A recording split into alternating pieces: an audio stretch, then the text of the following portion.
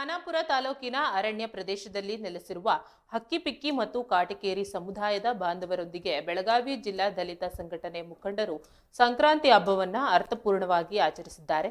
ದಲಿತ ಮುಖಂಡ ಮಲ್ಲೇಶ್ ಚೌಗಲ ಹಾಗೂ ಕರ್ನಾಟಕ ರಾಜ್ಯ ದಲಿತ ಸಂಘರ್ಷ ಸಮಿತಿ ಸಂಯೋಜಕರು ಈ ಕಾರ್ಯಕ್ರಮದಲ್ಲಿ ಭಾಗವಹಿಸಿ ಅವರ ಕಷ್ಟ ಸುಖಗಳಿಗೆ ಸ್ಪಂದಿಸಿದ್ದಾರೆ.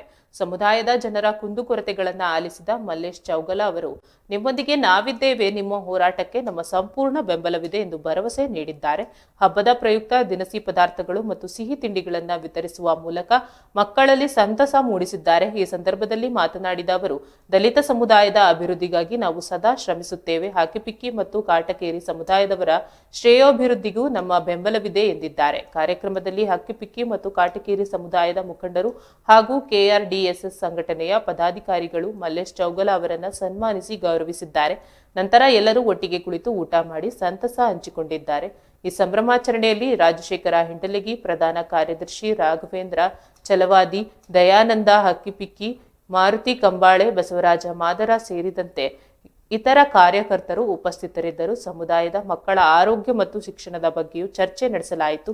ಮಕ್ಕಳಿಗೆ ಉತ್ತಮ ಶಿಕ್ಷಣ ದೊರಕಿಸಿಕೊಡುವ ನಿಟ್ಟಿನಲ್ಲಿ ಅಗತ್ಯ ಕ್ರಮ ಕೈಗೊಳ್ಳುವಂತೆ ಮುಖಂಡರು ಒಟ್ಟಾಗಿ ತೀರ್ಮಾನ ಮಾಡಿದ್ದಾರೆ.